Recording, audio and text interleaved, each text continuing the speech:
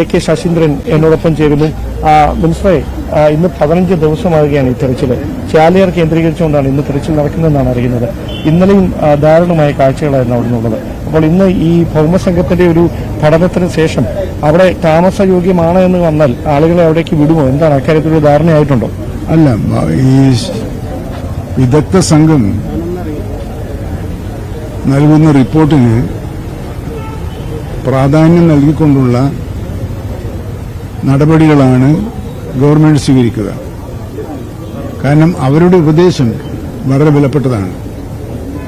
നമ്മളാരും ശാസ്ത്രീയമായി ഇത് പഠിച്ചവരല്ല. നമുക്കൊരു സാധാരണ മനുഷ്യന്റെ സാമാന്യ അറിവേ ഉള്ളൂ. അപ്പോൾ ആ അറിവ് വെച്ചല്ല ഫൈനൽ തീരുമാനമെടുക്കുക.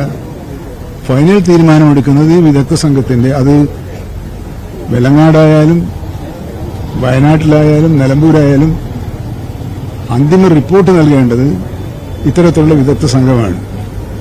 അപ്പോൾ അവർ കോമ്പറ്റന്റ് ആയിട്ടുള്ള ആളുകളാണ്. അവർ നൽകുന്ന റിപ്പോർട്ട് പഠിച്ചതിന് ശേഷം മാത്രമേ, അല്ലെങ്കിൽ അതിന്റെ അടിസ്ഥാനത്തിൽ മാത്രമേ ജില്ലാ ഭരണകൂടമായാലും സംസ്ഥാന ഗവൺമെന്റായാലും നടപടികൾ സ്വീകരിക്കും. ഒരു ചെറിയ സംശയം. ഇപ്പോൾ ഈ ദുരന്തം ഉണ്ടായിരിക്കുന്നത് മുണ്ടക്കൈ ചൂരമല ഭാഗത്താണ്. സ്വാഭാവികമായി ഈ പരിസ്ഥിതി ലോല മേഖലകൾ സമാനമായ പല സ്ഥലങ്ങൾ ഈ വയനാടിന്റെ പല മേഖലകളിലുണ്ട്. അപ്പോൾ ഈ പഠനം ഒരു മേഖലയിൽ മാത്രം ഒതുങ്ങിയാൽ മതിയോ? അതോ അതിനൊരു സമഗ്രത കൈവരേണ്ടതല്ലേ? അല്ല, അതൊരു വിശാലമായ ചോദ്യമാണ്. പശ്ചിമഘട്ട മേഖലയുമായി ചേർന്ന് കിടക്കുന്ന ഇന്ത്യൻ സംസ്ഥാനങ്ങൾ എന്തൊക്കെയാണ് ചെയ്യേണ്ടത് എന്നതിനെക്കുറിച്ച് ഇന്നലെ ബാംഗ്ലൂരിൽ ഒരു ഇന്റർനാഷണൽ സെമിനാർ ഉണ്ടായിരുന്നു.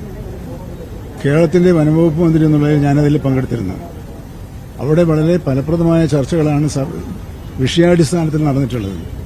അപ്പം അവരുടെയും ഒരു കാഴ്ചപ്പാട് പ്രകൃതിയുമായി ബന്ധപ്പെട്ട എക്കോളജിക്കൽ സിസ്റ്റവുമായി ബന്ധപ്പെട്ട കാര്യങ്ങൾ വിസ്മരിച്ചുകൊണ്ട് നമ്മൾ കാര്യങ്ങൾ മുമ്പോട്ട് പോകുന്നത് കൂടുതൽ അപകട സാധ്യത ഉണ്ടാകാൻ ഇടയുണ്ട് എന്നാണ്. അത് അവരുടെ പഠനമാണ്. അപ്പോൾ അതിന്റെ അടിസ്ഥാനത്തിൽ ഇത്തരത്തിലുള്ള പ്രദേശങ്ങളിൽ വളരെ സൂക്ഷ്മതയോടുകൂടിയ പ്രവർത്തനം മാത്രമേ പാടുള്ളൂ എന്ന് അഭിപ്രായം ഉയർന്നു വന്നിട്ടുണ്ട്. അതിന്റെ കൂടി പശ്ചാത്തലത്തിലായിരിക്കാം ബഹുമാനപ്പെട്ട കൃഷിമന്ത്രി ഈ മേഖലയിൽ നടത്തേണ്ട കൃഷിയും സംബന്ധിച്ചുള്ള ഒരു പഠനം നടത്തുന്നതിനുള്ള വിദഗ്ധ സംഘത്തെ അയക്കാനും പഠിക്കാനും തീരുമാനിച്ചിട്ടുണ്ട്. അവിടെ ഒരു പ്രധാനപ്പെട്ട കാര്യം, ഇപ്പോൾ ഉത്തരാഖണ്ഡിലടക്കം പല സമയത്ത് ഇങ്ങനെ ഉരുൾപൊട്ടലുകൾ ഉണ്ടായിട്ടുണ്ട്. പക്ഷേ അതൊന്നും ജനവാസ മേഖലകളായിരുന്നില്ല.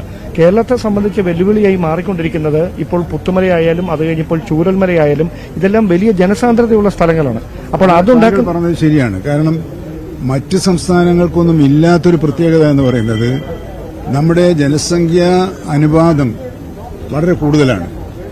അപ്പോൾ ജനസാന്ദ്രത വർദ്ധിച്ചതിന്റെ ഫലമായി ഉണ്ടാകുന്ന പ്രശ്നങ്ങളും കണക്കിലെടുക്കേണ്ടതുണ്ട് എന്നത് താങ്കൾ സൂചിപ്പിച്ച കാര്യം ശരിയാണ്. ഞങ്ങളും അങ്ങനെ ആലോചിച്ചുകൊണ്ടിരിക്കുന്നത്.